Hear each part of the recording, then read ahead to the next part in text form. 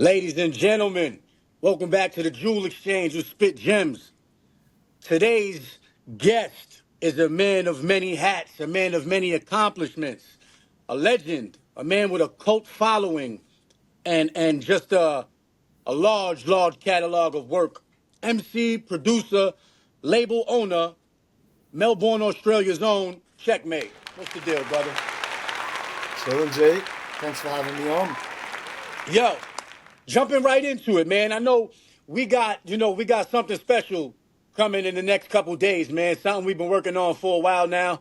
And undoubtedly I am very excited. I know you are as well. Homeschool.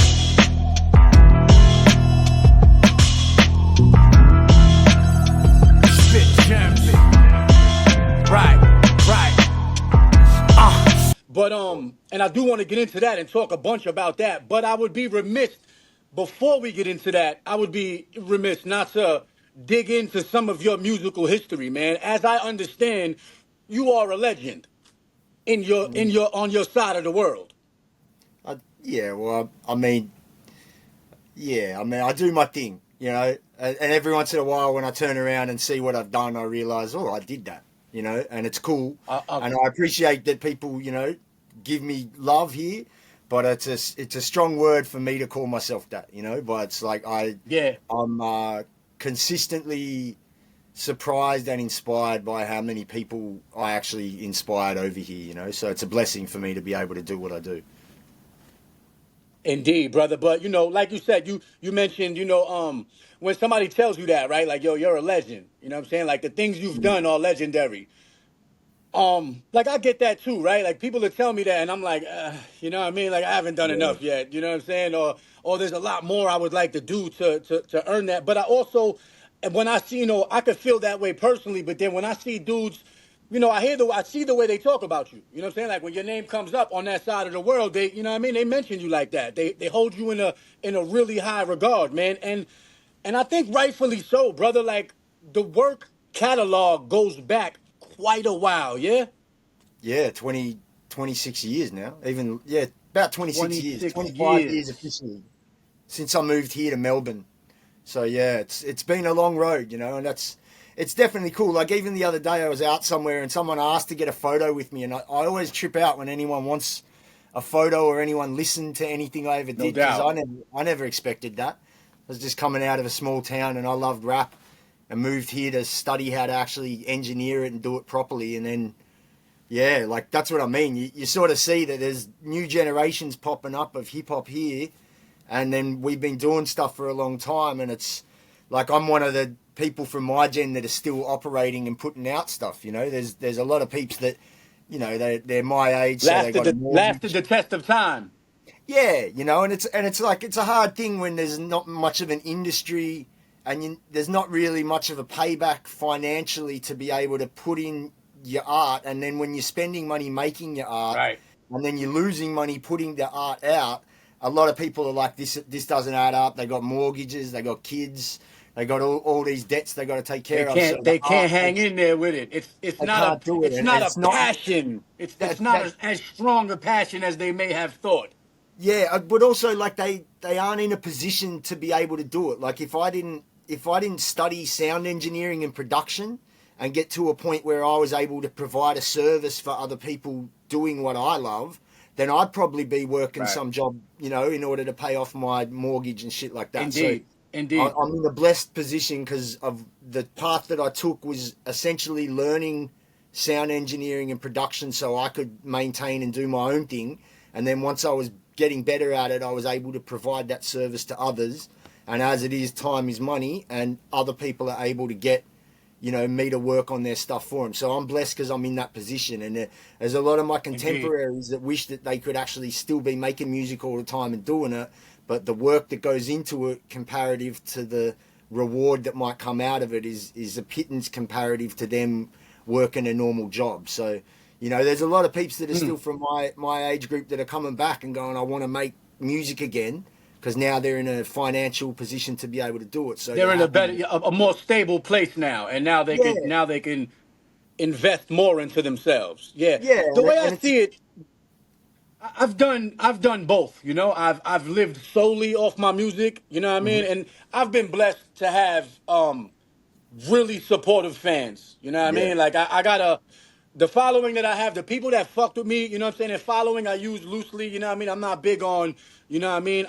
I don't mind the word fans, because I'm a mm, fan and you know what I'm saying, I enjoy being a fan of the culture and of different artists, you know what I mean? But the people that support, the people that fuck with me, I've been blessed to have a real ill group of people, you know what I mean? That are mm, just they show up all the time and if I'm not working, I'm somebody that works with my hands. I've done construction my whole life, you know what I mean? I have a couple trades, you know what I'm saying? Like I have a yeah, couple things I can do besides music, you know what I'm saying? So and I don't turn work down if the opportunity presents itself, you know what I mean? that's I've it. had multiple jobs and I've done both at the same time.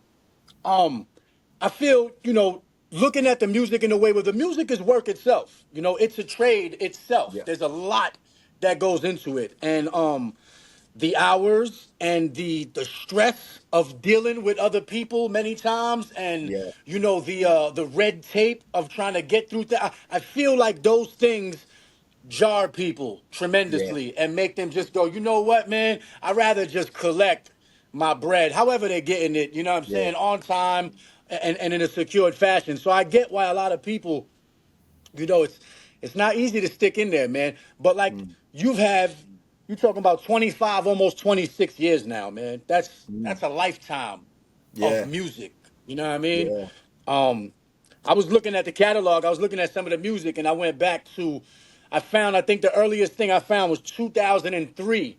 You were on an album from an artist called Torrance, a song called yeah. "Killing the Bland." Yeah, yeah, Killing the Bland, yeah, from Taunts, yeah. He Yeah, was that's the a first super artist we put super out, yeah. throwback. Yeah, hectic. Like Was yeah, that's my G. He just put out his 13th or mate 12th or 13th studio album. So, that dude, nice. he's been prolific the whole time. So when I moved to Melbourne, he was one of the first people I met, and I was like, I'd never heard anyone rap like this guy before. And the artists he was listening to, I was like, man, I like his shit. So we linked up, and then I started recording his album because he had it in the works, and his album ended up being the first album that I put out on my label. So his catalog number for that album, which is called Adding Insult to Injury, is BTE 001. So that was the first release that ever came out Nice. on my label. Nice, nice. But at the time in 2003, did you have Broken Tooth already? I just set it up. What I You moved to just set it Melbourne to up. study sound engineering, and then I entered this program that was called the NICE program, which was basically like, because I was on the dole, which is welfare over here. So there was a program that Okay. allowed you to study and also get your payments to study. And then at the end of it, if you applied and got accepted, then they would allow you to continue running your business and still give you your payments for about 6 months so you could run your business. So I ended up setting up the label, and that's when it started. And it all came down to this. There was basically an MC competition that was held here in Melbourne, and every year I'd enter the MC comp. And on the third year, which was 2003, I won the comp, and the Nice. prize for it, one of the prizes was a record pressing from the local record plant. And just as it happened, me and a friend had actually applied for a grant to press vinyl, right? And we got accepted for that grant the day after I won that MC comp. So we had money to press vinyl, but I just won a vinyl pressing. So I was like, well, now let's use that money to press CDs, and we got use the free vinyl pressing. And then I said to my artist, because my album wasn't ready, the one I was working on, I was like, do you want to put your album out on CD? And he was like, let's do it.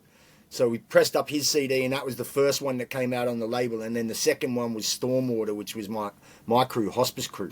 So we used the free pressing and the grant money to pay for all the stock, and that's pretty much how the label was born from there. So it was crazy. The Awesome, timing was man. amazing. Yeah, so in a sense, that's an ill story, man, because the first thing that strikes me is like, in a sense, inadvertently, you won a label by winning that contest. You know what I'm saying? Yeah, Like that was the catalyst. You know what I mean? So yeah, you earned it doubly. You know what I'm saying? You earned it in more than one way. That's yeah. dope, man. That's dope. It's crazy too because Congratulations, brother. part of the prize pack was like, I think it was like 15 hours studio time in this really good studio in Melbourne. And I was a greenhorn, you know. I was like, yeah, I got my own studio. I don't need studio time. So I gave it to the runner up. And then now in hindsight, I'm like, damn, it would have been pretty good to get in that professional studio. And like now as I've progressed, I'm like, man, I look at that studio and the gear they had and all that shit. It's like, oh, that would have been an adventure. But at the time, I didn't really think of it. I thought I had it all down pat, so I knew what was up. But, you know, it's a learning curve. Big learning curve. No doubt. No doubt. Yo, in 2000, now you've got an extensive track list, man. You know what I'm saying? You've done all kind of projects, solo projects, produced for a bunch of cats. In 2013, we appeared on a track together. We did. This is what was that? 12. That's 12 years ago now, It's right? for And Dr. Fleas was his name. His artist name Dr. nowadays is Fleet Alex Jones. changed it to Alex Jones, right? That's right. Yeah. Reflections. Yeah. I love that song. It's a great song, man. That was actually the first That's a time I heard great song, you. man. That was the first time I heard you. Yeah. I was like, who is Likewise, this dude? brother. Likewise, man. That's when we came in contact with each other. But yo, everybody killed it. Like everybody Yeah. got busy on that song on a like on a complex level. Like it was more than just there was a lot of substance in that song, man. I appreciate that. And then the fucking beat, you know what I'm saying, is that little vocal sample in there, man. Yo, Rex, what up? Shucks was good. Bottom of the bottle, know what I mean? Bottle after bottle. Cheap shit, expensive shit. Don't make a difference, you know what I mean? Pocket full of pills and shit. She's saying like you haunt my dreams, I believe she's saying. Yeah. That shit is just brings the whole thing together real nice, man. It's fucking eerie. There's Pyrex on the beat, and I think Juxx did the bass line for the beat. Nice. Shout out to Pyrex and Juxx, man. And you've done multiple joints with them. Yeah, a few joints with Juxx. I just released a joint with Juxx recently, and then I've mixed some songs for Pyrex, but that was pretty much the only song that I did with the two of them combined. But with Alex Jones, I did a lot of songs. He was one of the artists that I signed to my label, and then put out a few albums that he put out over time. And he made big waves over here, man. He was killing it. Dr. Flea? Yeah, like there's Alex Jones, but then with the COVID era, he changed it now. Yeah, but even by changing his name with the COVID era, and then the news presenter Alex Jones, his name, was sort of blacklisted on the internet and shadow banned, and then throughout that period, there was like videos that were kind of getting shadow banned of Alex Jones, the artist, and we always think that it's because he had the same name as that other guy. So it was like confusing times, but he's a solid artist, always been repping and. But it wound up working out for him. It did wind up working out, yeah. He killed it, That's what's up, man. That's what's up. And another thing I definitely wanted to talk to you about, man, is you did a project, if I'm correct, with your wife. Is this correct? Yeah, she's my partner, but we're pretty much de facto, and I do plan on popping that question to her at some point. So popping that question soon. Yeah, we no doubt. The way it happened, like we were dating. She lived in another state, and we were dating and doing the long distance thing, and then she came to visit me for my birthday, and that's when COVID all hit, and we knew what was going on. We knew that they were going to close the borders. So we sort of had that conversation, and I was like, if you want to stay, you're welcome to. I'm not going to, try and put the pressure on you to stay, but I'd love you to, but I'm not going to ask you to. So it's up to you. And she decided to stay, and then Melbourne got locked down for way too long, man. So her first, introduction to Melbourne was the COVID lockdowns, and then throughout that we were going a bit stir crazy, staying at home and arguing with everyone online about everything.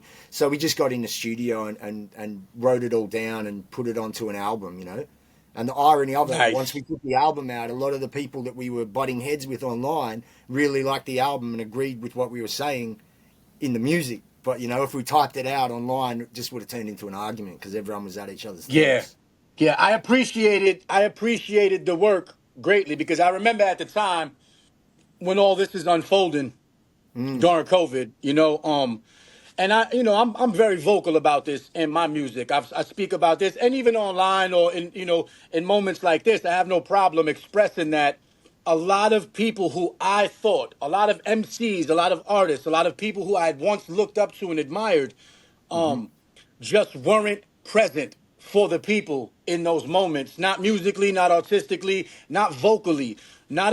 not in a way that would benefit the people. And I feel like it was political, much of it. I feel like a lot of it is because people were scared to say certain things and be of a certain opinion because and and I understand it, because people were getting shadow banned and people were getting Yeah. silenced and having their pages deleted and basically losing everything they built just for having an opinion. Yeah. But still, I feel like, as I did, and as you certainly did, and as a very small amount of people did take that risk for the benefit of getting a certain message of resilience or enlightenment out to the people, a little bit of Mm. cold hard logic, even. Yeah. And I just want to applaud you for that, bro, because at the time when I came across it, I'm like, yo, this is dope. This sounds like this sounds like something that makes you want to stop, think, take a minute, analyze, you know what I'm saying? And second question, you know what I Yeah. mean? Everything that's fucking being said. 2020 vision, yet there's so much that we're missing. Turning off the news cause they're lying through the television. Daily I keep meditating, break off social networks. These people not conspiracies that make my fucking head hurt. Word to the wise. Know the who's, when's, what's and why's. Sights blinded, use your mind's eyes. Bootlickers follow orders, it comes as no surprise. Half of them have been wearing masks their whole fucking lives. At the time I had Homeschool out, the album Homeschool, and I was beating that drum, man, as hard as I could. So yeah, definitely hats off to both of you for that, man. It's a solid piece of work, man. Thank you, man. I remember the day that you commented on the song that we did. It's a back and forth song called Test. And when you commented on it, I just looked at Viliani, my partner. I was like, man, Spit Gems just commented on this, and there's people that we know here that are avoiding what we're making. But and I'm like, this guy gets it from over there, and that's like, it was just amazing, man. It was one of those things that some of those songs really did sort of make people think a bit more about it, which was cool. And as I said, there was a lot of people that we were butting heads with online. And if we gave our opinion online, it would have turned into a big argument. But by listening to the music, they could see where we were coming from with it. And now, as more information's unfolding about it all, people are starting to see it, and they're like, it's funny. It is a bit humorous. It is a bit bittersweet and sad and a few other things in between. I'm not somebody who really you know, overly revels in "I told you so" moments, but Yeah. there is a bit of humor to the how many people have come back to me because there were people at the time who were telling me, "Yo, you lost your mind, son. You bugging, Yeah. son. Like Yeah. some of the stuff you're 100%. saying, you know what I mean, is too conspiratorial, you know what I Yeah. mean?" And then many of these people have come back and say, "Yo, I love the album now, son." And Yeah. you know what? I jumped the gun, and I've had people tell me some crazy shit Yeah, man. about how they acted too quickly during those times and how they made judgments too quickly without analyzing the depth of the situation and the deception. Let's just be Well, open about it. The deception about much of it. that's it, man. Fear is a real powerful motivator, and like a lot of people, they were operating off that. And I'd gone down the rabbit hole of conspiracy theories prior to when Trump first became president, right? And I keep saying to people, Indeed.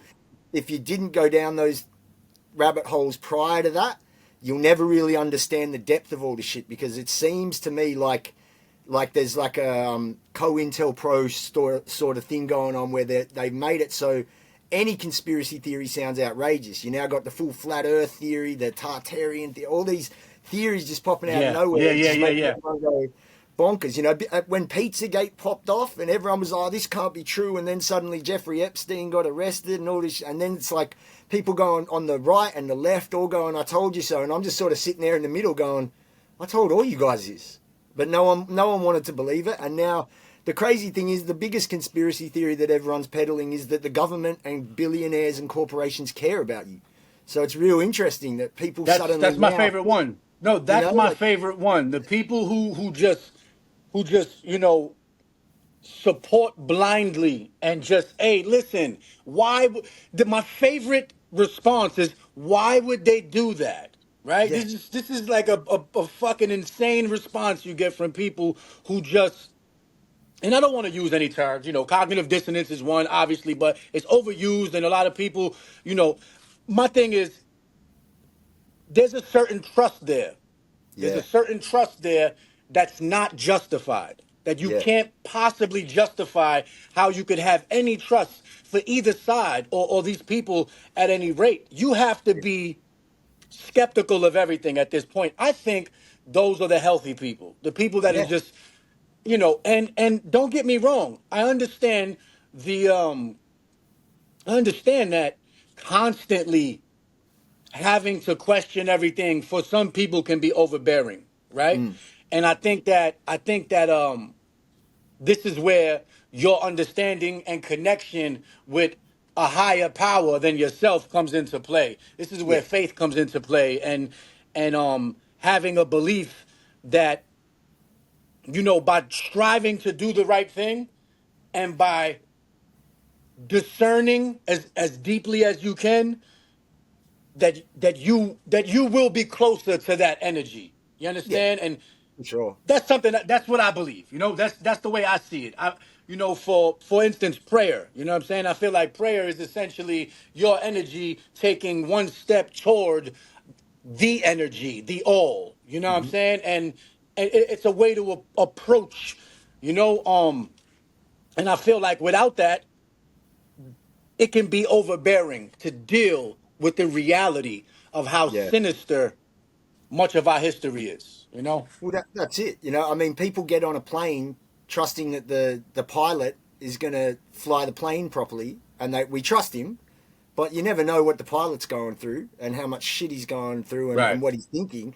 So it's the same with politics and all this stuff. And it's funny to me that there are people I've known my whole life that they trust me with their life. But if I entered into politics next week, they wouldn't vote for me. But they vote for a dude that they never met, never spoken to, never hung out with. And they just trust him based on how well he can talk. And I grew up in the capital of Australia where all the politicians would be.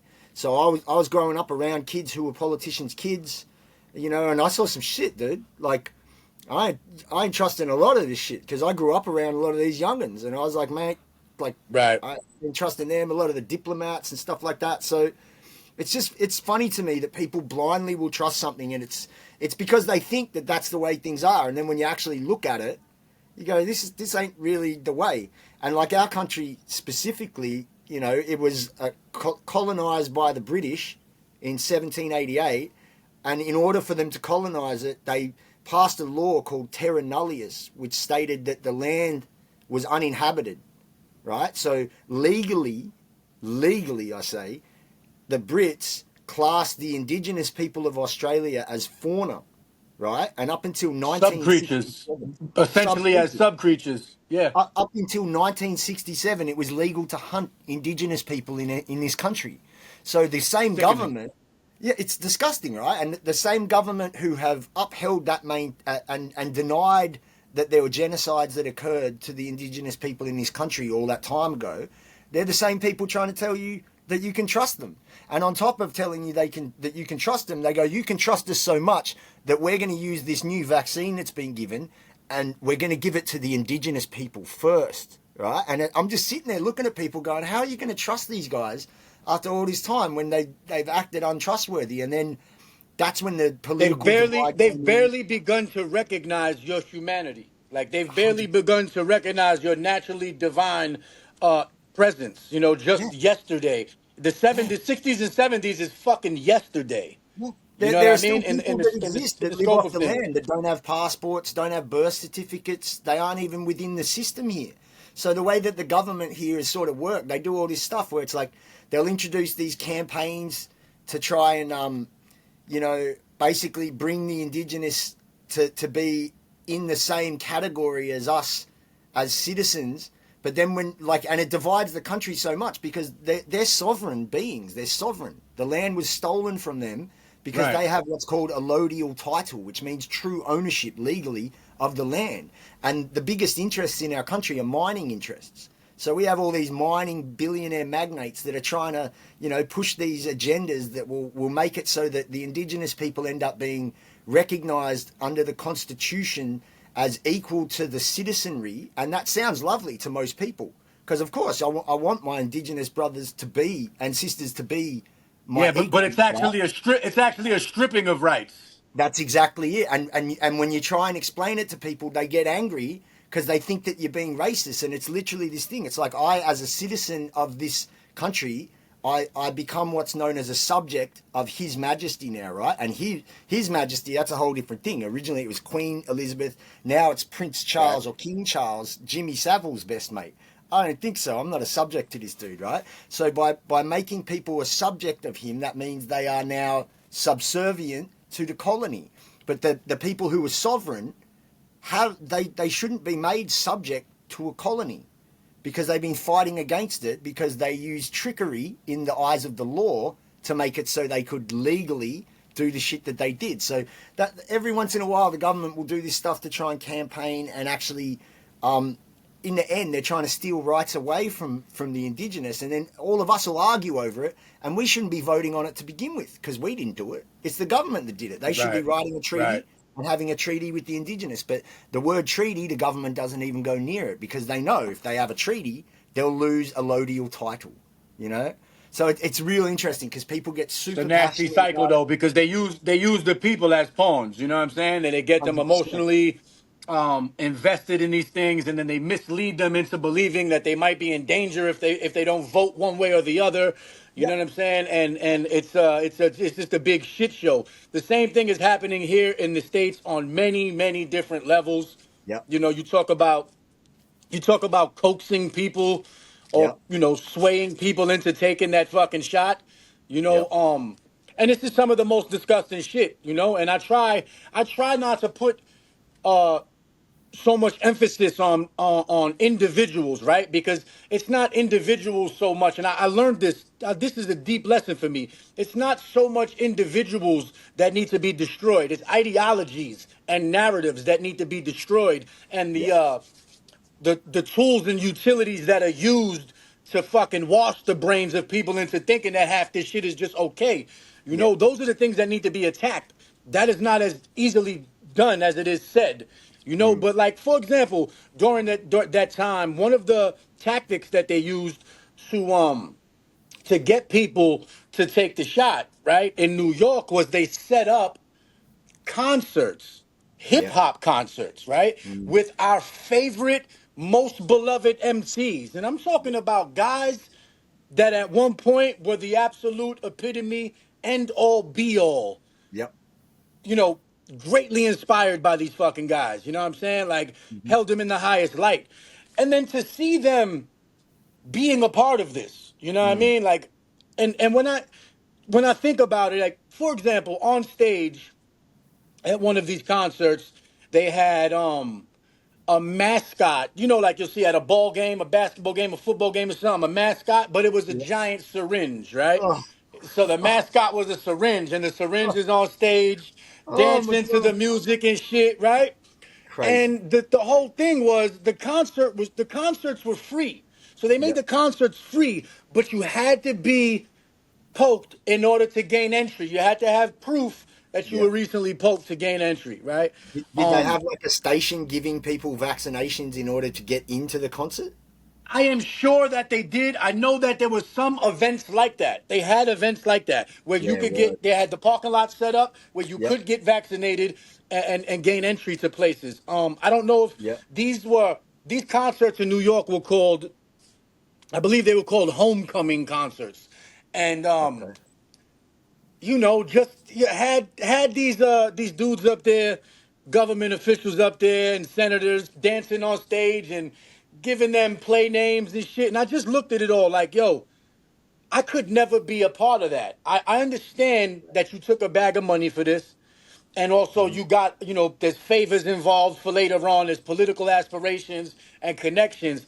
but how many people blindly, because of their love for you and for the Yeah. music you make, may have harmed themselves or jumped out of a window they weren't prepared to, just to, attend an event like that. And it's dastardly to me, son. You know what I mean? Yeah. And It's but people don't diabolical. see it that way, you know? Yeah. Gee, they were giving out free hamburgers for a shot. They had $1 million lotto, and throughout that time, Yeah. we wouldn't post too Donuts, much because I donuts, didn't want to say it. So we'd be posting stuff where it was a news article and it's just talking about this lottery if you get jabbed. And me and my partner are just looking at the news and then just looking at the camera like, fucking think about this. Like, if it really was, think about if it was this. really what they said, you wouldn't need them to coax you into it. You just do it. And I got no problem. Like, this is one of the things that happened, right? That when I grew up, I had two, like, my best friend. He was a kid that had like a tiny little arm this big because his mother trusted her doctors and took thalidomide when she was when she was pregnant with him. So he was born with a tiny little arm, and he always had like prosthetic limbs. And I remember at school, this kid, like, he was like into judo, so he's a judoka. And I remember seeing him like in the 5th grade throwing like the 6th graders over his hip and doing all these like judo demonstrations. And I was like, this guy's only got one arm and he's doing that. He's like, and we were great mates. So, and he was like my hero as a kid. And then my other hero was this guy who was a professor that lived across the road from me, and his name was Professor Frank Fenner. And he was actually in charge of the immunisation schedule for Australia to eradicate smallpox. So this was a guy that I used to go hang out at his house, play with his granddaughter and stuff. So people would try to say I was anti-vax and all this stuff, and I'm like, I've had every vaccination I needed. I'm just anti Right. this Yeah. one that's No, been rushed. it's a mislabeling. It was a grotesque mislabeling. I could point out another very obvious term that is thrown out there every time Yep. someone comments on, a certain group. You get hit with a certain Yep. terminology. They call you this. That's another fake thing. But the anti-vaxxer label is false. Many of us were vaccinated as children, you know what I'm saying, with certain things, you know what I mean? And listen, we can make arguments and have debates about whether those things were necessary or not. But what is undisputable is the difference in the construction and crafting in this particular mRNA shot. This is not the same thing. No one got this when they were a kid. Yeah. No one. This No, and technology was not around, yeah, when we at that time. So you can't compare the two and say, because I don't want this thing that you're labeling as a vaccine, that now I am somehow opposed to all the vaccines that I've already taken myself or given my children even. Right? that's So it. it's a mislabeling, and it was grotesquely abused for sure. And the big red flag as well was that the first thing that they announced was that the makers of the actual technology that were granted immunity from prosecution. So if they're And given fucking immunity 100 years or something like that. Yeah, for some fucking ridiculous amount of time. The that's it the the uh the paperwork, the minutes, the actual data on it was sealed off. for You 80 know, years. Yeah, these are blaring red alarms. You know, like, and that's what I and mean. people And my still friend that find I a grew way up to. with, my friend that I grew up with that had the little arm, only 3 years prior to that, did his mother actually finally get a compensation payout for thalidomide. So it took 35 years for my friend's Yeah, mother to yeah. get reimbursed for the over 300K she had to spend over time on God bless them both, prosthetic man. limbs That is. and hospital visits. And this is the whole thing. The same companies that are involved in this are the same companies that if you trace them back far enough, you see they're linked to some real insidious shit. So it was Yeah, and a lot of these companies, are also, it is what it is. They yeah, are in heavy cahoots and business with radio stations, yeah, record labels, yeah, and media companies. You yeah. know what I mean? And it's you see the sponsorship ads every fucking 5 minutes, and you know what I mean, across the board in all kind of fields, like all kind of businesses and fucking cookie jars. This doesn't make sense. Like, why these people are involved in so many things. You know what I mean? Why do these people? Why is it necessary for these people to have sway over fucking hip hop, for Yeah. example? Right? You just take, Hot 97. You know what I'm saying? You take it. It really is bizarre to me how people can't just go, damn, that's odd. that, you know, the home of hip hop, the radio stations is called Where Hip Hop Lives, is sponsored by pharmaceutical companies that have atrocious histories and records. You know what I mean? Like, but we're supposed to just be on board with this. And if you speak out against it, you are exiled, blackballed. People want to keep distance from you because it is sponsorship. You know what I Yeah, mean? And you will get less interactions with industry types yeah, and maybe less opportunities for speaking out. But I believe in the power of independence. I believe in the voice of the people. I believe that I believe there is a percentage that's high enough of critical thinkers still. I believe yeah. that we are still at a place where there's hope. You know what I'm saying? And I feel like it's that's what the music is all about. yeah. That's it. I feel like that the establishment in general could see that more and more people were getting sick of their shit, and they were awake to the way that all this stuff was happening.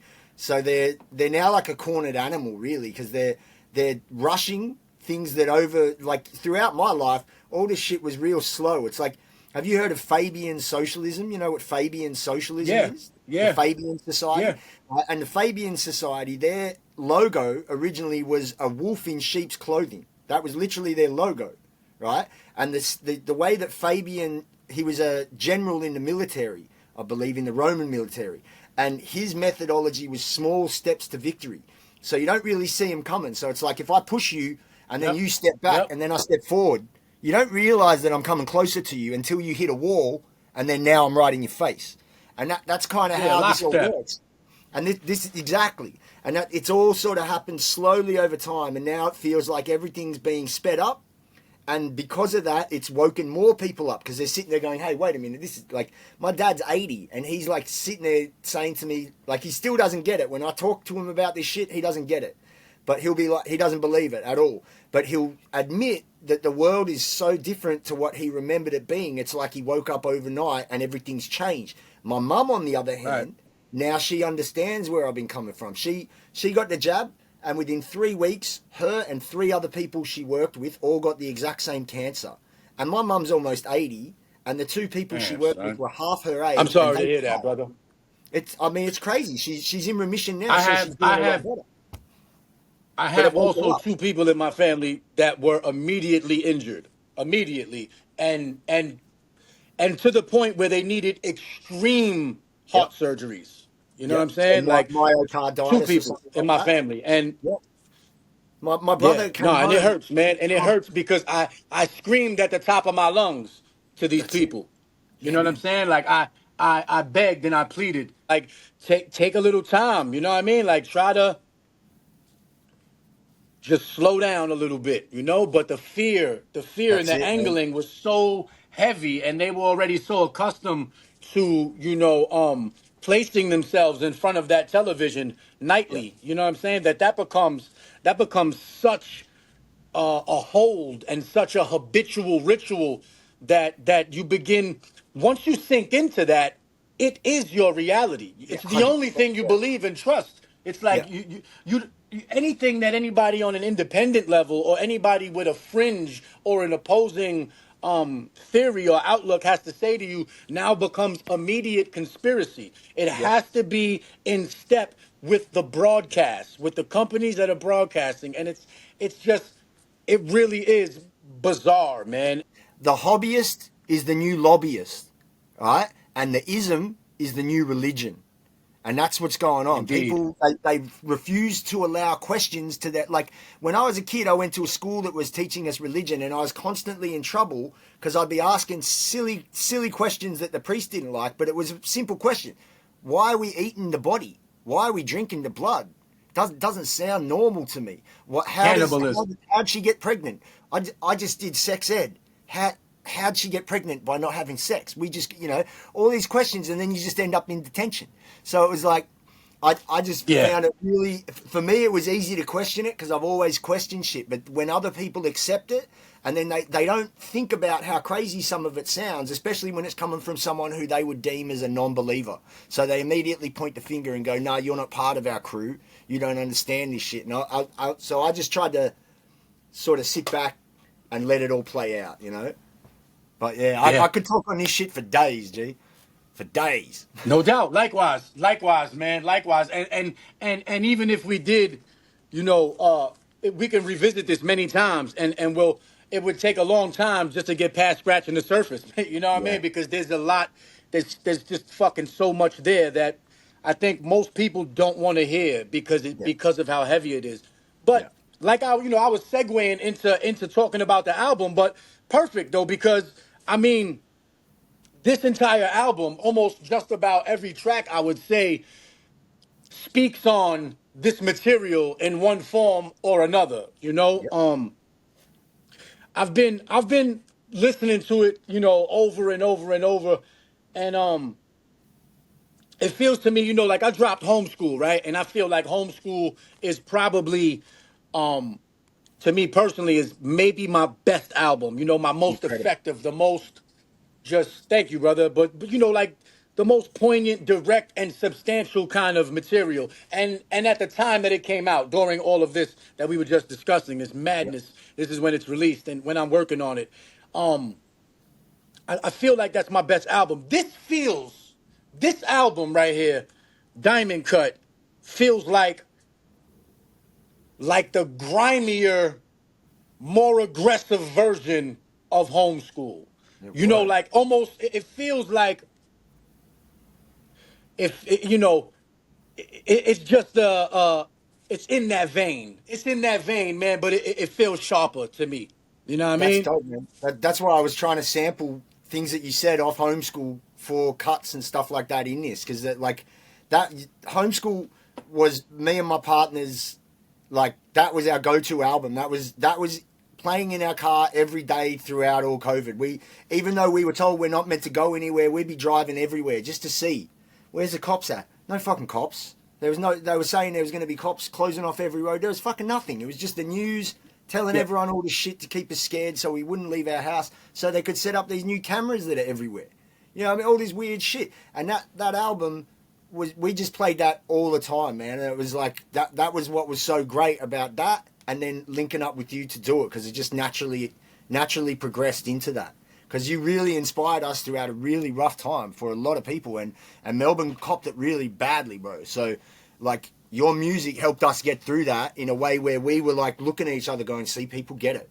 And it's like, dudes like this, I remember saying to my partner, like, I feel like me and Spit Jams would actually get along real well, because I can hear what he's saying in this, and I get it. He's well read on this shit, and he can see it, and he understands. And it's like, and, bro, like, hats off to I appreciate that, brother. I appreciate the kind words, indeed. And I appreciate the spins, man, and the listens, and you know, feeling is mutual, man. Get the same energy right back from you, man. Like this dude gets it. He understands. You know what I'm saying? He's not blindly, you know, just dancing along when there's things going on that, you know, we as street prophets, as musical, you know, like I take this seriously, this profession. Yeah. You know, this title of being an MC. You know, you are essentially in the vein of a modern day prophet. If you have a spiritual connection and you channel your talents and your skills through that spiritual connection, you know what I mean? And ultimately you're going to be giving the people something that's, you know, that's of substance, you know what I'm saying? Yeah. And undoubtedly you are one of those MCs, you know what I mean? Man, when we started working on the album, you know, picking the beats, right? Like, the final word, right? Yeah. That beat was like, that was immediately like, as soon as I heard the song didn't exist yet, but it felt like, yo, the song that I'm gonna do to this beat right here it's undoubtedly finished and written in my soul already. I just gotta, you know what I'm saying? Just put the words together. But this isn't something I have to go, yo, let me write to this and see what I come up with. As soon as I heard the beat, I understood the material. You understand? Like what I wanted to say, how I wanted to express it.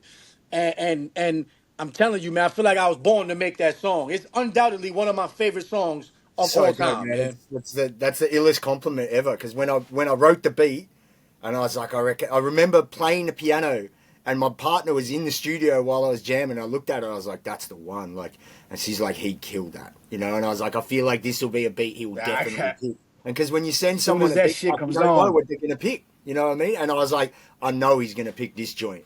And it was, man, when you sent it back, I was just blown away. Like, oh mate, like, it's the best. Like, because when you send beats to someone, you never know what you're gonna get back. You know what I mean? And I knew that you'd send me something that was fire regardless. But then when you sent, I was like, oh, perfect. So hats off to you, It brother. is. Like, is the beat? I appreciate it, brother. I appreciate it, and What you did was amazing. thank you for the automatic, just mesh, just automatic, sunk into that beat as soon as I heard it, man. Now, obviously, you know, every beat I picked for that album was something that I undoubtedly felt, you know. But I do think that the final word is a standout track, and I think Yeah, that it's because of uh the sounds in the beat, that the fucking bass, you know what I mean? yeah, It feels like my words, you know what I'm saying? It's an yeah, odd thing, man. When it's yeah. once in a while you get that match like that, you know what I mean, where it's just fucking perfect. And that's how I feel about that song. I can't wait to put the video out, let people see the Right, visuals. That's coming up. By the time they see this, they'll be seeing the video shortly after that. You know, maybe the day after or something like that. We're right. dropping this album Friday. Yeah, man. Another thing, you know, might as well give it to him. You know, up until this point, right now, as of right now, no one's seen the track list yet, right? Mm-hmm. I haven't shown anyone the track list, but you know, by the time this airs, they'll probably have seen it. You were able to call in a favor of sorts, let's say, from the son of an extremely legendary reggae artist. Mm-hmm. Marvin Priest is on the album Yep. alongside me and you. Mm-hmm. How did this come about? How did you connect with the son of Maxi Priest? Well, he moved to Melbourne a few years ago, and one of the artists that's signed to my label, or that I've always worked with, his name's Fracture. Him and Scotty Hines, actually, two guys from a crew called Smash Brothers. They had linked up with Marvin before, and they basically brought him to the studio one time to work on a song with them, and then we just sort of stayed in touch. And I just when I made that beat, I was like, I reckon it'd sound sick with his voice and his flow on it. And he's quite a well accomplished artist as well. So he's in a group No here that's doubt. been doing great things. And I actually had one artist that I'd recorded previously who needed someone to do a chorus on that kind of vibe, and I put him in touch with him. It was like, maybe hit him up and he might be keen to do it, and he did. And then that's when I was thinking it'd be good to get him on our track. So I hit him up, and he was gracious enough to want to get on it. And he was feeling it, and he just, when he sent it through, I was like, this is perfect, like, you know. And it Much was just appreciative, good, man. Super appreciative. Shout out to Marvin Priest, man, because he absolutely bodied that Yeah, hook, he killed man. it. You know what And I'm he's such a saying? And legendary dude too. He's so nice, such a cool guy, real great artist, and he just held it down. Like he yo, had the brief for what to do, and just smashed it, knocked it out the park. You know. it feels like that song feels to me, what I get from that song is like, it feels like a marching towards battle, a marching Yeah. into some sort of apocalyptic fucking end times battle. You know what I mean? And the way he comes off, man, I envision him like, you know, like sitting up high on some chariot or some shit and kicking that. You know what I mean? Like Word. Being just some carried old around. triumphant fucking, yeah. It sounds magnanimous, man. Huge. You know what I'm saying? The way he did it, man. And hats off to you, brother, because you fucking straight up bodied that verse, man. Ah, Stand thank you. out, stand I had out to. fucking I had to verse for rewrite my sure. shit after I heard your verse. Nah. Yeah, I think that was more of a just us just matching Mm. the content of the verses, you know what I mean? But both verses were amazing. I did wind up liking the second one more though. You know what I'm saying? Yeah. Yeah, it's Just more bodied it, suited the man. It's vibe of the song, you know, and the energy of it. The first one was a bit more political in the way that I was getting it along, but then the second one was more pugilistic, you know, and I really like that. I always like rhyming about stuff like that as well, and that was just the perfect song for it. So Yeah, I'm stoked with that Yeah, track, and I'm really stoked that you asked me to actually get on that track as well. Because that, out of all the beats no I doubt. sent you, that was probably the one that I was like, "Fuck, I love that beat." Like sometimes as a producer, you think, "Should I send Yeah, this yeah, one or yeah. should I keep it?" You know, but because I rap and I produce, I was Should like, I "Man, this trust one's this killer." shit? But Yeah, I knew like if you got on that track, it would be absolute fire. So I had to send it. And no then when doubt. you actually said you were using that, I was like, "Yeah." I think I even said, "Oh, what about that one?" Trying to like drop a hint, like this is a good Yeah, beat. yeah, yeah. And then when you Push said it in you this chose that, I was direction, like, no doubt. Nah, yeah. it made perfect sense, man. It made perfect sense to me. And I love the I'm very, very pleased with the combination of us three sonically, Mm, the way that all comes off together on the mm. track, man. It's just something, it's something very different. And Yeah, it's and got it a works well fluidity because of the to it that's accents. awesome. So you got the accent, Yeah, and then just with the different Marvin and the way that approaches his and, voice and the comes in, accents as well. yeah, it kind of separates it. So Really you got dope, an man. American accent, and then like a Jamaican style patois, and then it goes into my Aussie accent, and it didn't sound like abrasive because quite often it will No, sound there's abrasive no. on the That's what I'm thing, saying. It's so fluid. The Yeah, transitions of it all. It all sounds like it works together, man. Indeed, brother. That's my shit, man. I'm super pleased, son, with the entire project. In awesome. creating this project, writing it and zoning out when I was going through it, and pondering, the material, what I wanted it to sound like, how I wanted it to come across. My approach, my style is, you know, I I I aspire to live up to my name as often as possible and to the highest degree as possible, right? Hmm. So I knew that I was going to speak on certain things about these industry tactics, you know what I mean? The deception, the underhandedness, the bootlicking, the political bootlicking and the division that's trying to be I knew that was what I wanted to give to the people, to use my talent, to use my voice to continue to drop jewels, man. Things that are of substance that we can use, Yeah, something that feeds you. I knew that, but I also knew that I wanted to do it in a very aggressive and like almost like I'm not trying to peace, brother. Let me tell you, I want to fucking to grab people by their ear and fucking stick the knife in there on this one. You know what I'm saying? yeah, And I feel like I feel like I was successful in yeah, that. You know what I mean? 100%. And Yeah. And it the doesn't the come cover speaks to across as that. preachy. It's not like you're coming across in a preachy way or anything. You're just spitting Right. it and saying how it works, and then also like bringing it in with punchlines and stuff that actually makes you think.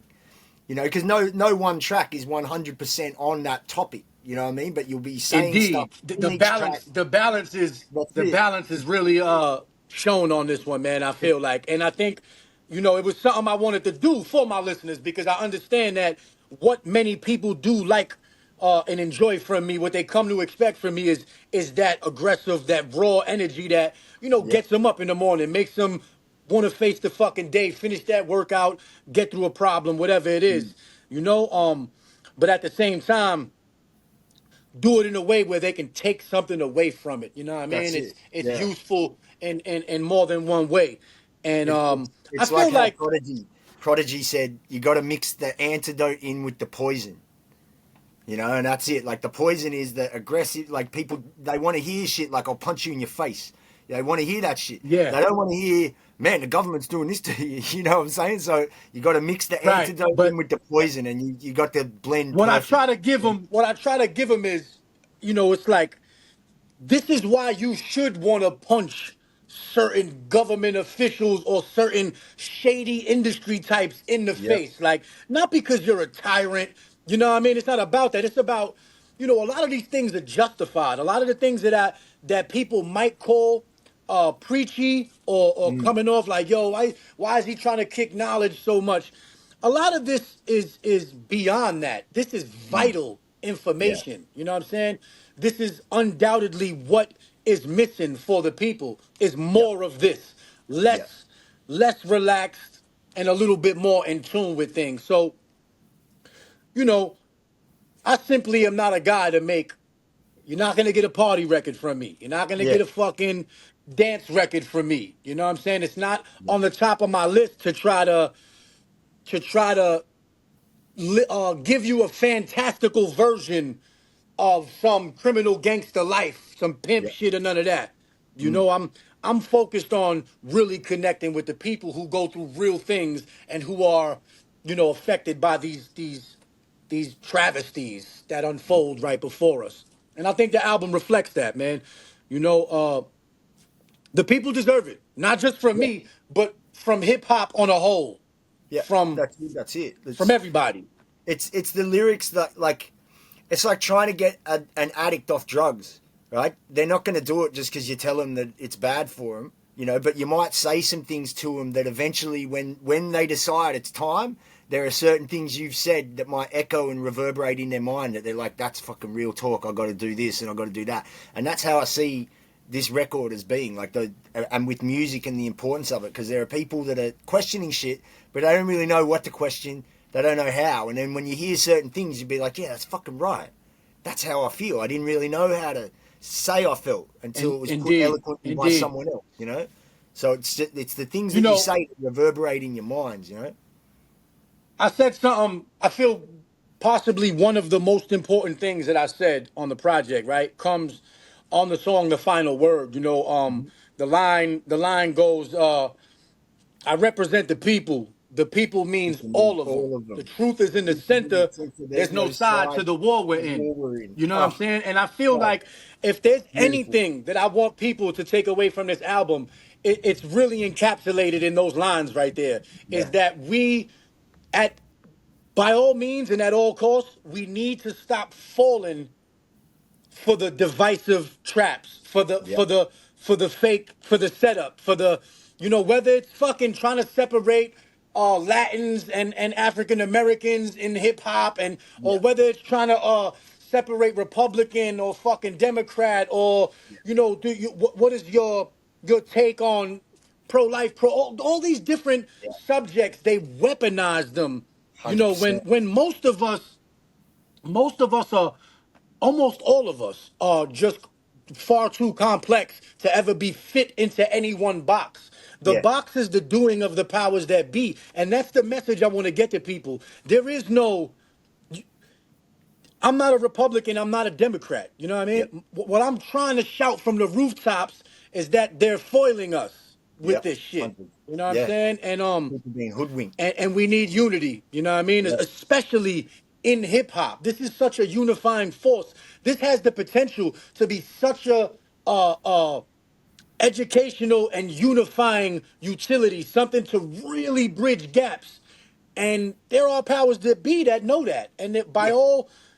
at all costs they want to stop that. You know what I'm Yeah, saying? Like, that's it. There's no so partisan answer to a problem that's being like basically. If you look at it like there's two sides and there's one person controlling both sides. Like I like to say that there's no bird that has one wing that can fly.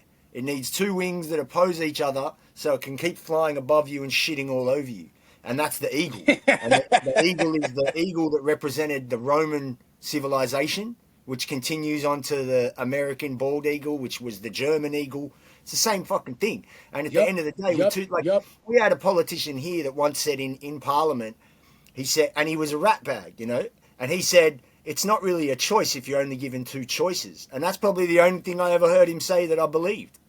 And it's real talk. Like if I say you can have the carrot or the stick, which one are you going to take? Most people take the carrot. Right. But it's like, I'm only giving you two choices. What if you don't want either? You know? And yeah. Another line that you say on that, which really got me, was, behold, the diamond and the coal, both carbon. The Congress and the church, both robbing. Indeed.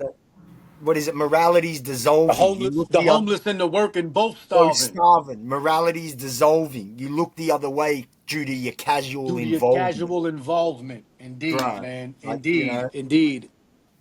And yo, I appreciate you pointing those lines out, man. I truly feel like this is some of my most important work. You know what I mean? Because bro, the delivery of it is just so. It's such a complex yet simple idea. You know what I mean? But the way it's delivered, it has such a fluidity to it, man. I pat myself on the back, man, and I thank you for providing the soundscape. You know, that just brought that to the surface immediately, man. Oh, thank you, G. I'm honored to have worked on this project, and for you to be proud of it is even better, because that's like the ultimate, is for the artist to actually be happy with the product and want to promote it and want to put it out, you know. So hats off to you, G. Indeed. And while we're here, man, we got about an hour in now, but like while we're here, let me give you your props too, man, for the business end of end of things, and the communication end of things, and the you know, that is Broken Tooth Entertainment, Broken Tooth Records is a phenomenal label, man. You've built something amazing, brother, and you have a great outlook and perception on how things should get created in the process of that. And it just was a cinch working, man, working together. It was simple, it was easy, it was fun. I was motivated to do it, you know, and that can be rare when dealing with other, you know, with another company, or for somebody like me, completely independent. I really enjoy doing everything on my own, you know, even if my resources are limited, and I have to take a learning curve, I still enjoy really the experience and the journey of saying, yo, I'm gonna strap this fucking on my shoulders, man, and figure it out and carry this shit around until I get it, you know. And you know, so working with somebody else that doesn't, you know, drive me right back to that. It's like, damn, this is dope, man. It's dope to have a smooth collaboration, brother. Hats So off, man. Word thank up. you, brother. That means a lot to No me. doubt. No doubt. Yeah, I wanted to make sure that you enjoyed the process and that you were inspired to do it, because it's one thing to just pay someone for a feature and they spit a hot 16 and send it to you and then it's on your way, but it's another to actually craft something together and have it be a vision that you have, and work it until it actually is visualized and created, and then having it out there, and it being something where you haven't actually had any of your own records out as vinyl, you know, was a big thing. So Indeed. that's even the fact that we got the vinyl almost a month and a half ago, and we're just making sure we had the stock to send to you, because I wanted you to hold it and experience that, where you had your own record in your hands before other people could have it. No doubt. And I know that when we talked, you were like, I'm not too stressed about that, let's get it out. But to me, it was really important, because as an artist myself, And I appreciated that, because the experience was certainly pleasant, man, and it was a moment. It's a milestone moment for me, as you just mentioned. You know, I haven't had my records on vinyl. I did one vinyl deal many years ago, over a decade ago now, with Chopped Herring. Shout out to Bob from Chopped Herring. You know, we put something together. Me, FU, and Starving B, Queens Galaxy Reptilian Hunters. Home of the Brave was the project. Shout out to everybody that supported that. But it wasn't a Spit Jam solo project, you know what I mean? And it wasn't you know, it wasn't a brand new. Some of the songs had been released already. This is a brand new body of work, crafted from the ground up. Everything is, you know, every song was tailored directly, you know what I mean, with a solidified, cohesive thought in mind for the whole project. You know what I mean? I didn't want to do a project full of like, here's a song about this, here's a song. I wanted to create an experience. When you listen to the whole thing from front to back, you understand why the aggression. You understand why the thirst for knowledge, and the you know, the resilience to the powers that be, wanting to understand and wanting to be able to protect your family. Ultimately, you know, people are not, especially me, like, I'm not somebody that's just an agent of chaos. You know, I don't challenge things for the sake of challenging them.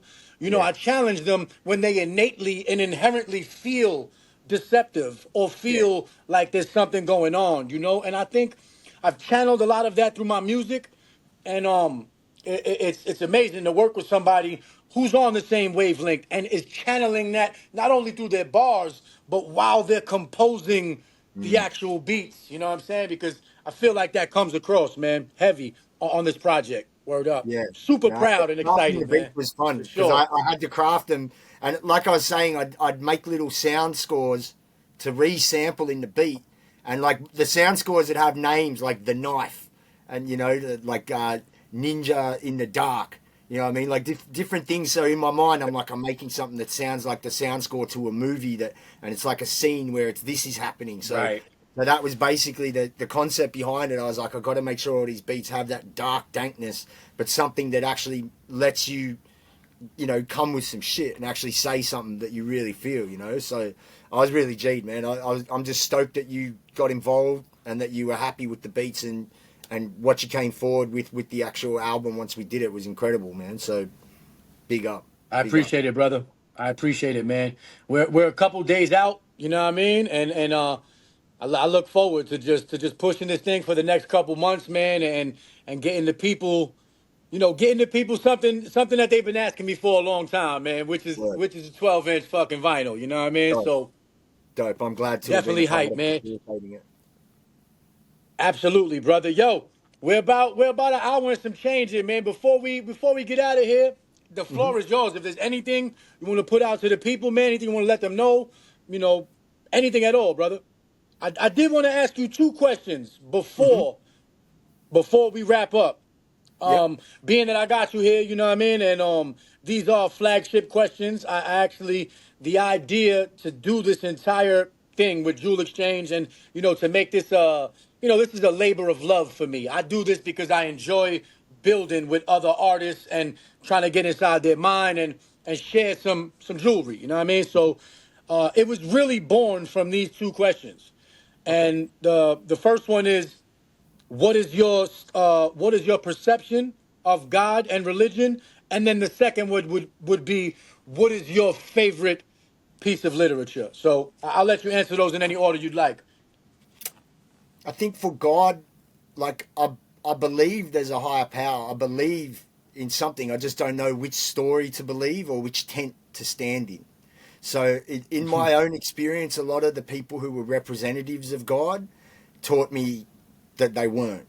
So I was like, like I said, I came up in a religious school, and every time I'd have a question about faith or about anything, I'd get detention, and then the priests weren't very godly, So I was like, I don't really trust in these guys, and because in these institutions, establishments, they prioritize dogma, and dogma and doctrine over open-mindedness and what I'm saying and actual they want learning. unquestioning faith and unquestioning loyalty, and to me that's a hard thing because if I have a question that can't be answered, I shouldn't just have to have faith in that being what it is, So I do believe there's something, like I say to people, I'm a Gnostic but agnostic, right? So I don't really believe in it, but if I believe in something, it would be Gnosticism. But I don't necessarily adhere to all the so all of the tenets and all of the because Gnosticism, although on a grand scale, does seem to be very appealing to me as well. On for certain reasons, because the knowledge of self is prioritized and it is held in high standards, you know what I'm saying? And a person being a world unto themselves, So I do find myself relating to that. But as you said, there are a lot of moving parts to it and a lot of even contradicting and opposing beliefs within what people, because even the term Gnostics, you know what I'm saying, and that's a derogatory term used just knowledge, isn't it? by others to label a bunch of people who had different beliefs from each other, you know what I'm saying, that didn't believe the same thing, but definitely were more on the mystical side of the Christian lore, you know what I'm saying? But they all got kind of put into one box as Gnostics, you know what I mean? But I wrote I a agree bar with that you. probably breaks it down best for me, and that is, my apologies, I'm a Gnostic. Agnostic my theology, I won't subscribe to your ideologies.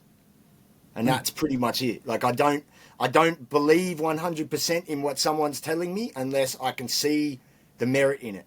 And I 100% believe that there's a greater, higher power that's created everything here, and that something makes sense. But like I believe that. I don't see my cat praying, I don't see my friend's dog praying, so I don't know what religious or entity or religious theology like an animal would believe, or subscribe to. So I look It's an interesting thought. I've definitely questioned that myself too. How this applies, is it something that is just Is their connection just innate? Because possibly, it goes into different ideologies, different ideas. Like Mm. possibly humans, possibly we are over evolved to some Mm. degree. Possibly we've gone too far. And I used to tell people the animals that we call savages and primitive are probably far more peaceful. I Yeah. mean, in their mind, in their own minds. You know what I'm Mm. saying? They're at a greater peace than we probably understand Yeah. because of the natural position that they're in. They Yeah, that's haven't it. been It's detached. survival of the fittest for them, and it's interesting because the concept of religion to me is just unwavering faith, and then I don't necessarily have that because when I see it, I go, well, a lot of the people that are representatives of it are pretty ungodly in the way that they're acting. So I just look at it as there's definitely something, but I don't know what to believe, so I'm not subscribing to any particular philosophy, and I 100% Right. accept that people might be into one religion or another, and I respect their ideology. I respect their right to believe it, and I hope Certainly. they respect my right to question it. But I wouldn't say I'm anti anything. And this is the other thing that a lot of people, they don't identify with being Christian or being something else, so they then identify with its antithesis. And I don't think you need to become the opposite of what you don't agree with. You just cannot agree with something. So Right, we're, right, we're right. No, living in no need strange to times. assume the opposing view just because you Yeah, don't agree with yeah, something. and I Yeah, feel no, a lot that's of these that's deep. ideologies are like I think a lot of them are control grids. So I think if you go back hundreds of years, the establishment were like, we need these people to not come and kill us. So we need to indoctrinate them into a way of thinking that tells them they can't do this, they can't do that, and then they have to respect us as being the law to them. And then now that Right. we're We have fast to forward to where we're establish. We have to establish to the public that we have immediate connection to the divine. yeah, We that's are it. in control of the Yeah, divine connection, yeah. and we disperse and dispense all, what I'm saying, all of the rules and the laws and statutes. And yeah, and it's a what an amazing idea. Right? It's Yeah. fucking Well, like it and that works. You know what that's I'm why saying? when a lot of these other ideologies come into play, that people like political ideology and stuff like that, it's usually because people have no faith in a religious ideology, so they put all their faith in the state, or they put all their faith in capitalists, or they put all their faith in the billionaire, or whatever it is. So it's almost like these are things that are put together in order to make people go, okay, don't eat us. We're gonna make sure you guys are happy where you are, and you won't come and eat us, and you won't burn our mansions down and all this sort of shit. So that's how I look at it. I look at it as just a control grid that's being put into place by the establishment using superstitions and the fact that humans want to believe in something better than ourselves. We want to believe that there's a reason for all this stuff. So those that are in power over us are like, we need something as a buffer They, between us and yeah, them to make they it so they that we're understand happy. that on a deep level. They Yeah, understand that this is innately a human condition of the mind yeah, and of the soul and of the heart, that we think about our origins and where we come from and afterlife and yeah, the essence of our being, the spirit, the soul. They know that this is the most intriguing and the most commandeering thought and yeah, area of debate for humans. So it's easy to pull on the heartstrings. yeah, It's yeah. easy That's to it. find ways to use that. And like you said, even though there may be some truth to it, there may be, like, I believe there is a creator, a creative energy. I Yeah, don't anthropomorphize everything. I don't make everything into a human figure or a fucking father necessarily, you hmm, know. And if people do, that's fine. But I do believe there is something. But I also, at the same time, they say two things can be true at once, and 100 things can be true at once yeah, concerning one issue. You know what I mean? So I do believe there's a creator, and I do believe that religion has, played a manipulative part in the history of mankind. It has been used for evil, and for some of the most atrocious things to this day, it yeah, is still used for. But yeah, that doesn't mean that my friends and my peers who have religion, I don't see that on them first. I don't look yeah, at people and go, oh, he's Christian, and I Yeah, yeah, go that's go it. from there. I go from you're a person, and the Christianity is just one. Your religion is one thing about about you, and to you it might be the biggest thing about you, but to me, if I'm gonna treat you like a human being and treat you decently, then I have to see you for more than just that. You know what I Yeah, mean? It has to that's be it. more than I respect greatly that there are people who have found something that give them that solace and actually give them faith in something. I just don't share right. the exact love for these exact ideologies. So I feel like when there's a question that's almost impossible to answer and someone provides you with something that seems like an answer to that question, you're going to look at them and go, that's the answer.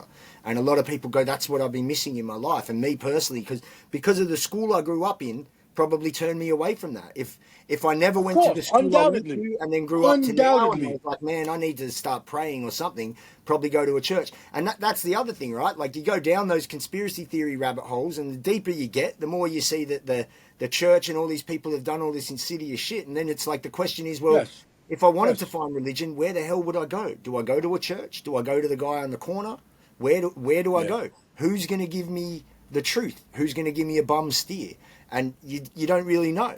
So it's all faith based, and when you haven't really got that You faith don't know, behind, but you could absolutely you could absolutely dive into the research of it, and like you said, mm-hmm. the insidious the insidious can be found within the text. So Yeah, you don't even have to go outside of it yeah, if you accept the scriptures, right? And if you align yourself with this morally, then you have to recognize that there are some insidious things in there, just yeah, preposterous things that for we sure, could yeah, never call anything but evil or wicked, and they are accepted and justified because they are in the name of one particular God. You yeah. know what I'm saying? So Yeah, it's yeah, like man, the I word totally get it, you man. have in I've gone integrity where you're in. talking about Sephora and you're talking about her crushing her baby with a stone for her partner.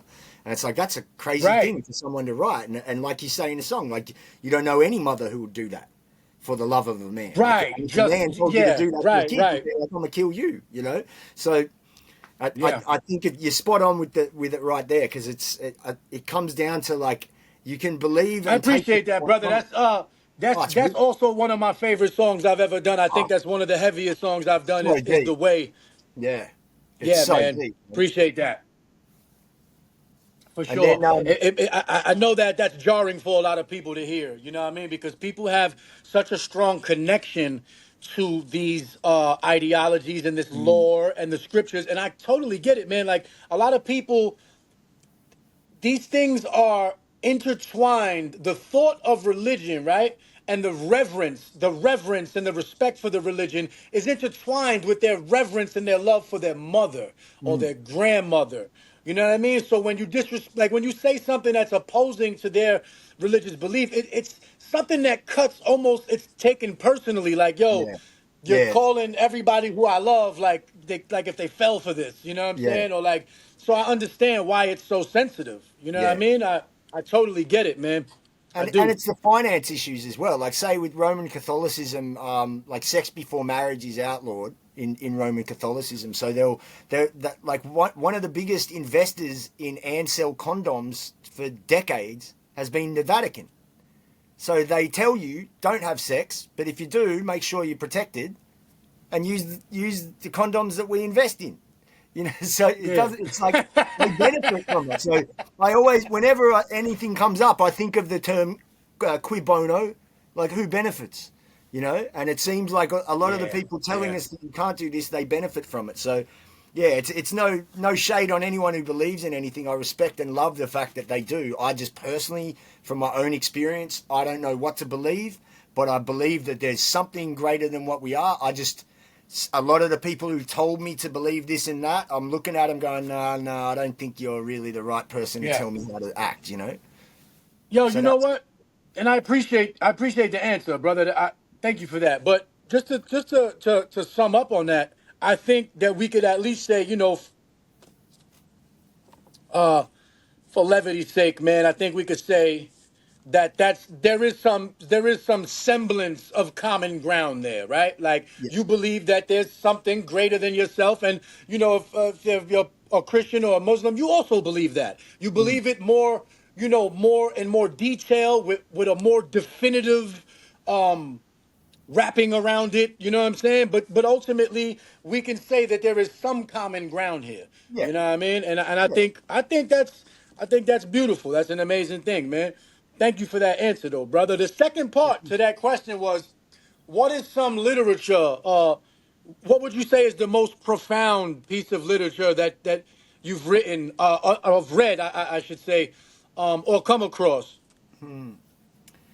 It's a hard one, man. With I mean, I guess for me probably there was a time in my life when I was trying to change the way I was moving and change how I was living, and the book that probably helped me the most, like a lot of people go through the self-help books and stuff like that, and the one that helped me the most was a book called How to Win Friends and Influence People by Dale Carnegie.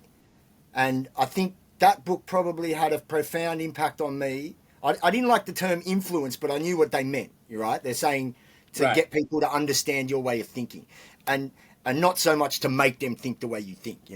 And it had a chapter in it which basically said, write this down and read it to yourself like 10 times before continuing the chapter. And what they asked you to write down was, my ability to exist within a society relies solely on my ability to be social. And that, reading that over and over again, changed my whole outlook on shit, because I was very antisocial with the way I was acting, and I realized that if I wanted to operate within society as a normal functioning human being, I had to be able to be social, and I had to be agreeable, and to learn to not always say if I don't agree with something, and let people speak, and also say my piece. So I think that's probably one of the books that helped me the most. And another book was one that when I moved here, my friend gave me, and it was the book Papillon, which was about a dude who was a prisoner who escaped, and it's the butterfly Papillon. Amazing, so, man. Yeah, so Yeah, those I two books are enjoyed probably the biggest I enjoyed influence on my Papillon life. thoroughly, man. It's a great book. I enjoyed that thoroughly, man. Yeah, definitely, man. And I even watched they put a movie out on it too. As soon as I saw it, I was like, get the fuck out of here. They got a movie on this? I Yeah, watched the right. movie too, and it was decent. It was a decent adaptation of the book. But the book is phenomenal. You know what I'm saying? Is and for somebody like me who has unfortunately, been in some dungeon like situations and some just fucking hopeless places, you know what I mean? Mm. Factories of despair, I call them, you know what I'm saying? But Yeah, word. It's a it great and that's term. where I read it too. Yeah, and that's Inside. where I first came across it. So it was a good escape, literally, you know what I mean? Like a good escape to get out of there, you know what I mean? Like you fantasize pulling off what he pulled off, you know what I mean? Well, bro, it helped. Like Yeah, you excellent inspire a book. lot of people, man. You inspire me greatly, and I never met you before. So I live all the way across here in Australia, brother, and you inspire me greatly. So, what Hey, the likewise, books that man. you've read and the things that you've done in your life have brought you to the point that you're at now. And mate, I couldn't be happier for you, and couldn't be happier knowing Thank you, you. man. You're an inspiring character. So big up. Thank I you, think brother. the journey Likewise. towards understanding it all comes with conquering ourselves. And if we can conquer ourselves, we can understand outside, because you can see, oh yeah, this person's moving the way I was, or they're thinking how I used to think. I get where this person's at, because I can see it in them. Yep. Because I remember when I thought like that, and I feel that. Like I think that's big, man. So big up to you, G. I appreciate that, brother. I'm definitely fortunate, to have had not only some really, really hard times, Mm. but some really just invaluable blessings. You know what I'm saying? Some just the people that God put in my life, you know what I mean? Yeah. The women Mm-hmm. for the most part that God put in my life are just incredible, you know what I mean? Yeah. And I feel gave that, me man. purpose and gave me a reason, you know what I'm saying, to Yeah. continue to fight. I think if it wasn't for my wife and my daughter, that I would be a very, very wretched, dark, dark, dark person. You know what I'm saying? Somebody that really just maybe was overcome by his mishaps and unfortunate events, but having a support system, having people that I care about, that I know I have to protect, Yeah. serves as a grand motivator to really not let myself self-destruct. You know what I Yeah. mean? And Oh, I feel that 100%. I feel exactly the same about my partner. I think if yeah, me and man. my partner didn't link up at the time we did, I don't know where I'd be, and I don't know who I'd be, but I know I wouldn't be the person I am now, and I know I wouldn't be where I am now. So, like, yeah, I God can bless, man. completely identify with what you just said, 100%. And Yeah, it's man. these things. They say there's 7 mirrors to our soul before you can see your true reflection. And I feel like I've Mm. found the 7th mirror to my soul, who really has, even my parents, they're like, man, it's like I remember you being, like my inner child comes out, and No I'm who I doubt. always really was, and Yeah, all yeah, all yeah. that time I spent, creating this, I'm not this inner child, I'm this guy. And then now it's like I'm, Yep. I'm who I am, and I'm proud of who I am, and I'm proud of the steps that I took to get here. And sometimes you got to be wayward in order to find your way, So, yeah, That's amazing, brother. That is amazing, man. I'm glad you said that, because I can relate to that 1,000%. You know what I'm saying? It's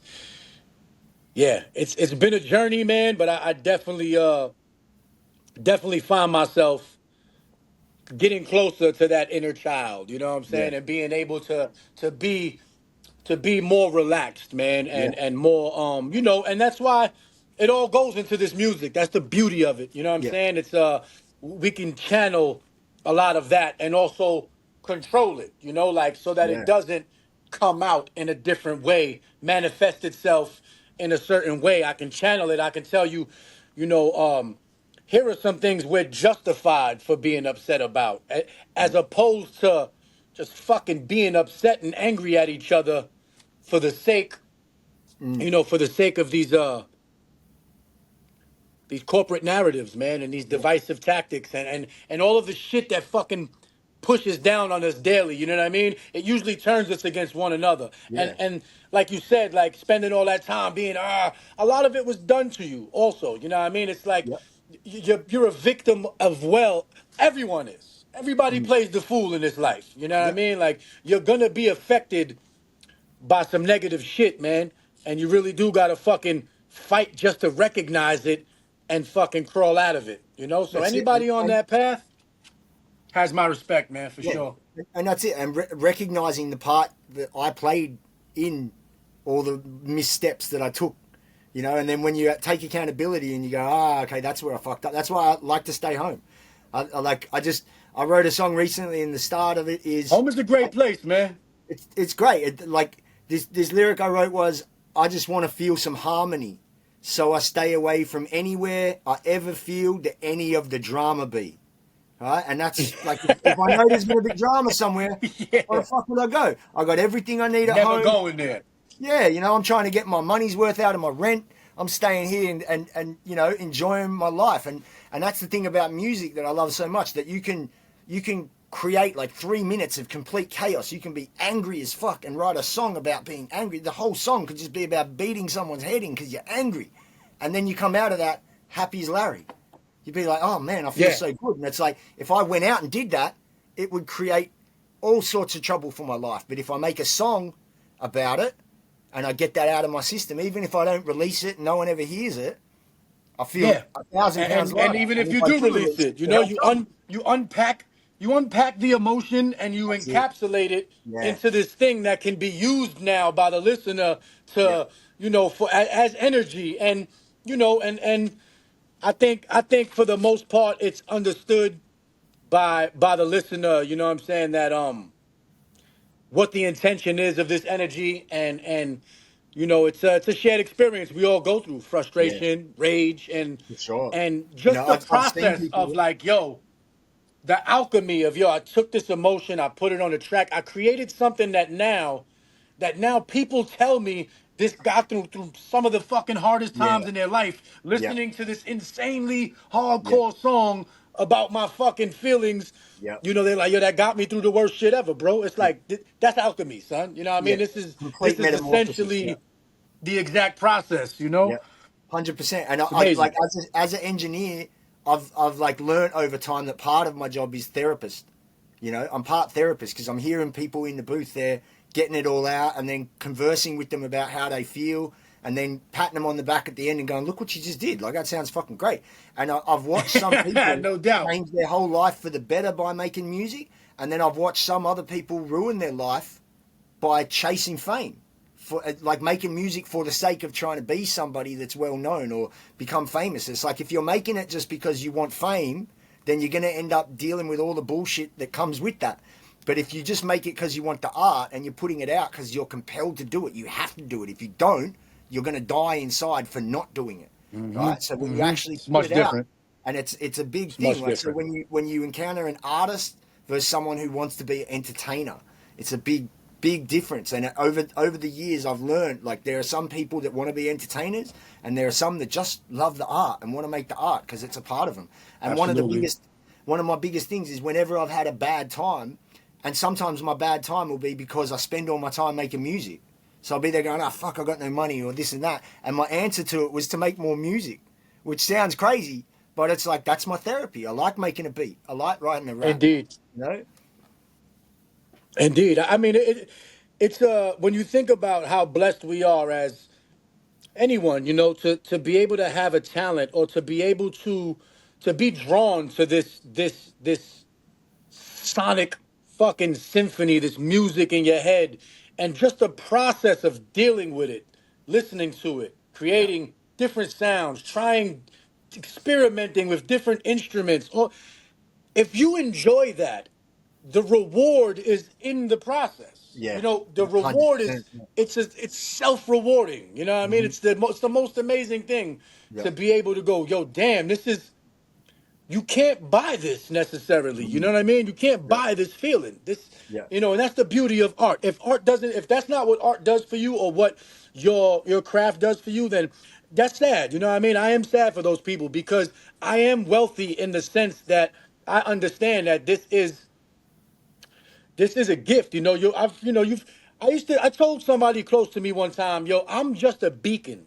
I Yes. understand that I am just a beacon, that this is funneling into me from Mm. a higher realm. You know Yeah. what I'm saying? And the refinement of it, the refining of it, the fine tuning, all of that, that's me. Yeah, sure. Now I'm pushing my energy towards what's funneling in. You know what I'm Yeah. saying? And going, oh shit, I recognize this. I could tweak it. I could, expound upon it. But I am not responsible for the energy, for the creative energy. That Yes. exists already, right? Yeah. That's in the fucking ether. Like that's just a part of this existence that we're in, Yeah. this life, But to harness it, to understand, like, yo, I can open myself up, my mind right now, and literally be a beacon Mm. for incredible ideas, grand Yeah. ideas, and things that'll open people's hearts up, man. Get them to fucking cry, get them to laugh. You know what I Yeah. mean?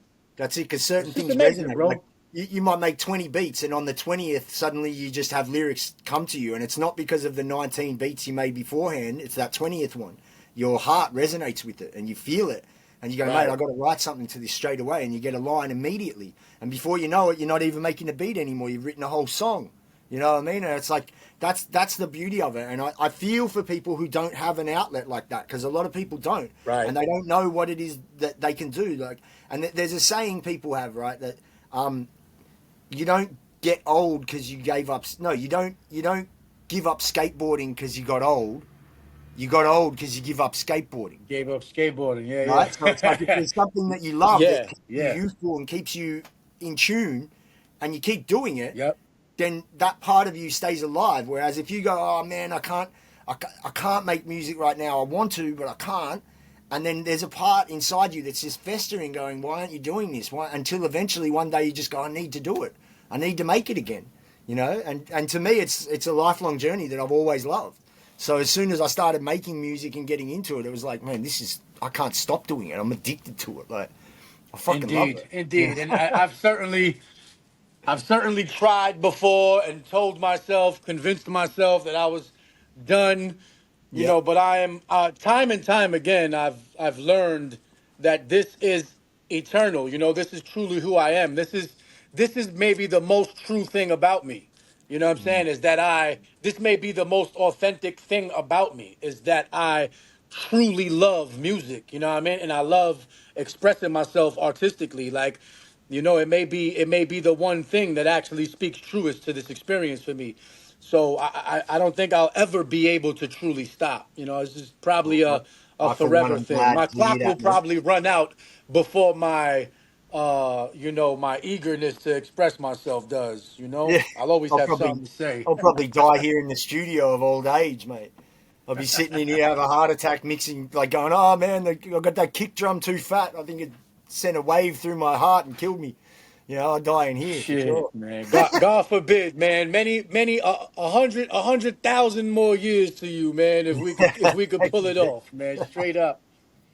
But checkmate, man. Yo, it's been a fucking blast, man, and an absolute 100. honor and privilege kicking it with you, bro. No, thank Um, you. Honored all mine, Thank you brother. for taking the time, man. This is one of the extended episodes for sure, man. I like when I'm able to do this, and it just flows so fast, man. You know, when the conversation is natural and some, like I said, barely scratching the surface. We could revisit this episode and really pinpoint and zoom in on some of the things that we mentioned briefly, Hmm. and I'm down to do that. You Yeah, know, cool. in the Do near it in the future, future. for For sure. sure. Thank Indeed, you, brother. man. Yo, but congratulations to you on the release. Congratulations to me. And you too. Congratulations to us. Legend. And yeah, Godspeed with this, man. Yeah, leave the people with whatever you want, man, and we out of here. Diamond Cut out this Friday, Saturday in Australia, Friday in America. I did the production, Spit Gems on the raps, solid album.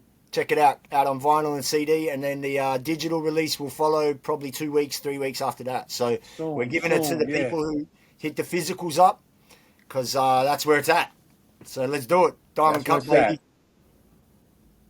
Enough Jeez. respect. Checkmate. Salute. Peace, brother. Send me a message like location, I'm gonna come. Whatever you want, doesn't matter. Ireland, New York, Brooklyn or Moscow, doesn't matter. Tell me where.